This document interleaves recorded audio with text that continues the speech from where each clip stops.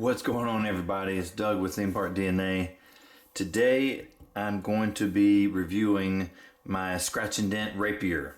So in case you didn't see my second Saberforge Scratch and Dent unboxing, I got this Saberforge Rapier Mark III handguard in that second pair of Scratch and Dent bags that I got not too long ago.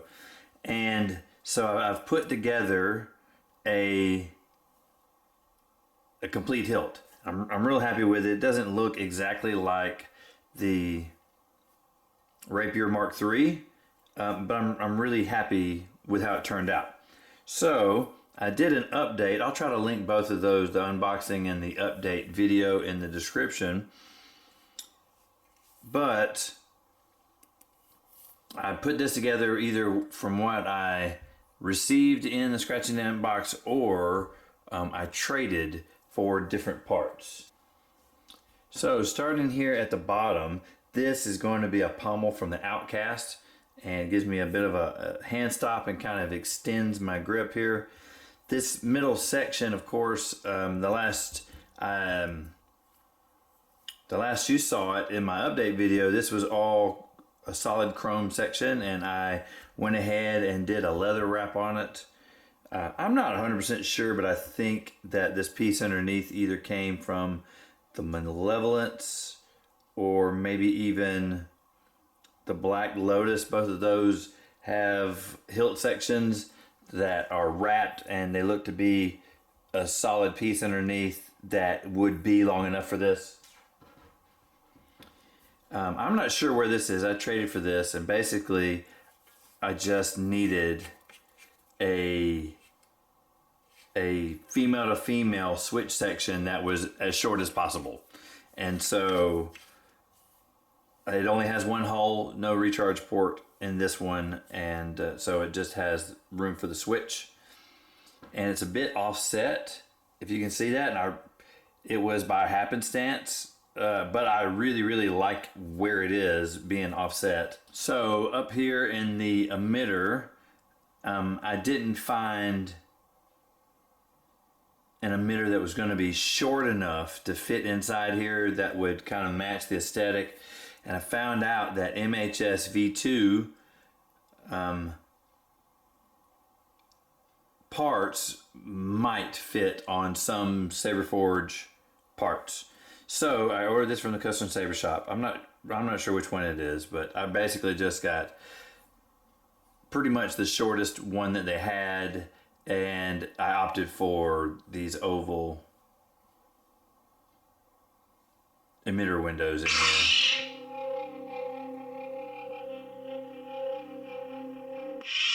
This has a 32-inch Ultra Sabers mid-grade Ultra Edge blade, just so that it would be pretty lightweight, because this is a very heavy hilt.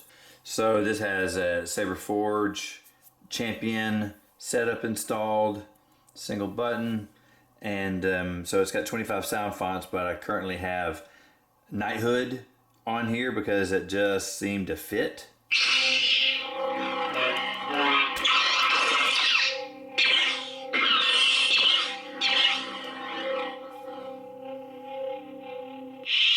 So I am really happy with how the leather wrap turned out.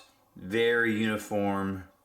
Of course, that being my worst critic, it has a couple of slight imperfections. I didn't quite get all the way to the edge right here, and there's the tiniest sliver of chrome underneath. But other than that, I'm really happy with how it turned out.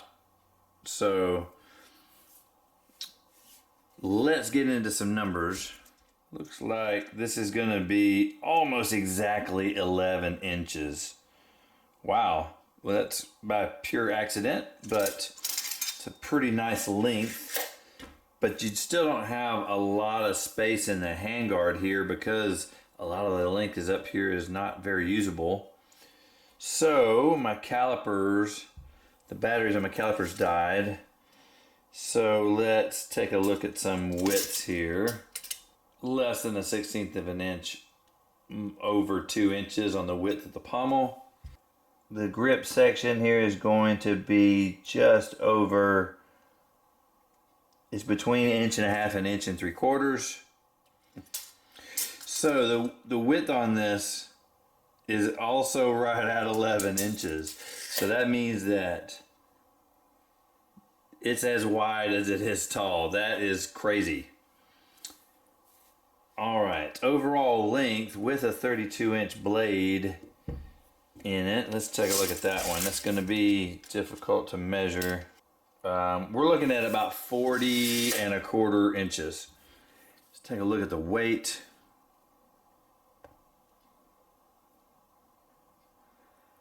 All right, 3 pounds, 1 ounce, 1.8 ounces. So 3 pounds, 1.8 ounces, which is 49.8 ounces, or 1.412 kilograms. So this saber is definitely heavier than your average lightsaber. Most of the rapiers have a hilt, the grip length that comes down to just below the bottom of this handguard piece. And I'm just not sure. I mean, it has to be a one-handed saber. But this one, I have just enough of a little bit of extra length there to where it's possible to wield two-handed if you wanted. But it's a little bit of a tight grip right here. So the way to make that work is either to just overlap.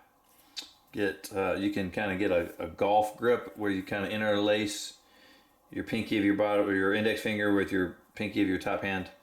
And for me, it's still a bit of a tight fit. You can grasp it with the handguard between your fingers, but for me, that's not very comfortable. Or you can reverse it when you're using two hands, and that is probably the most comfortable. However, moving it laterally from side to side, you can kind of get into your thumb and your wrist. And if you're dueling, that might not work out that well. So I usually just kind of squeeze in right here. But I find it's pretty comfortable one-handed. Other than being heavier than your average saber, it actually handles really well as long as you choke up on it. So if you grasp it down here at the bottom, these small movements are much more difficult. But if you can get all the way up top here and insert a finger and wrap it around the emitter like this, it is much easier to make small transitions with the tip of the blade. And it actually wants to handle like you would imagine a rapier does. It handles really well for parrying. You can really switch and make small, minute gestures with the tip very easily. And it really wants to thrust. I mean, this thing really does index, especially with your finger wrapped around here. It just naturally tries to straighten out and want to go straight out. So go figure, that was well designed for the purpose of the sword. Also, by gripping up here where I have my button offset, I have a lot of options to be able to use the button. So primarily, I can use my thumb. If I rotate my hand just a bit, I can use my middle finger.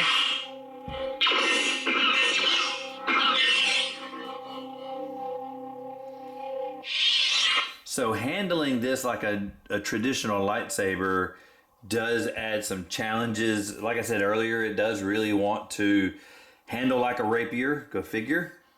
But the handguard up here does get in the way of certain rotations. So rotations along the x-axis, basically like a completely vertical rotation to your strong side, alongside of your body as you're coming down. If you don't make any adjustments the handguard is going to hit you in your forearm. There's just nothing around it as you go, especially like a reverse rotation. And it really doesn't really matter one way or another. Something's going to be in the way. Either the handguard's going to hit your knuckles going forward, or going backwards, the handguard's going to hit your forearm.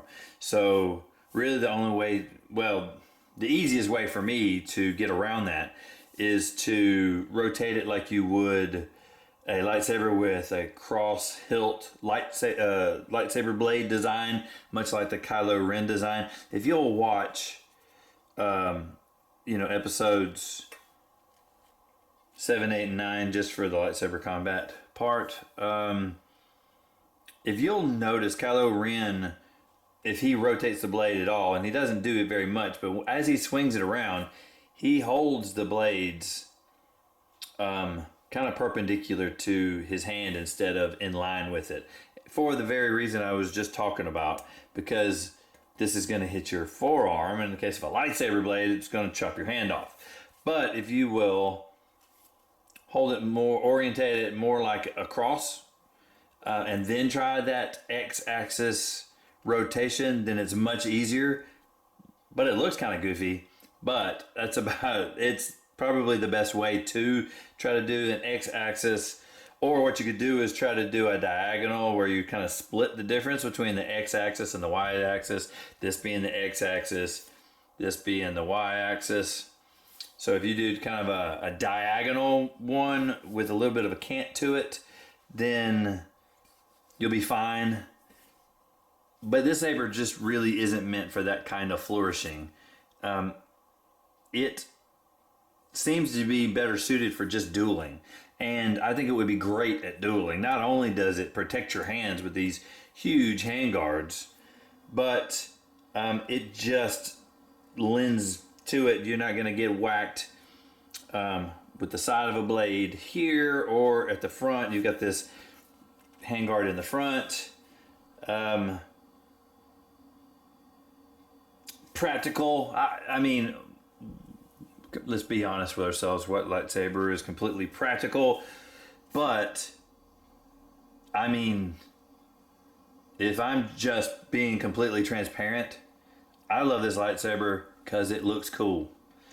And really, I don't know about you. Maybe you're different than me. But that's kind of my thing with lightsabers anyway. Lightsabers are awesome for me because they look awesome. And there's really no way around that for me. Alright, so this is one of our giveaway videos.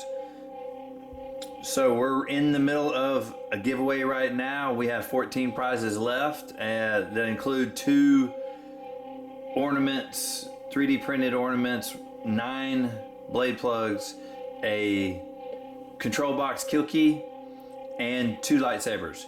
So all you have to do is subscribe, like, and comment on this video for a chance to win any of these things. And for additional chances, go watch, like, and comment other giveaway videos. I'm going to link the giveaway announcement in the description if you want some more details and see some of the prizes we're giving away. Leave a comment, let me know what you think. If you like this content, let us know with a thumbs up. It really does help out the channel. That is going to do it for today. Thank you so much for watching.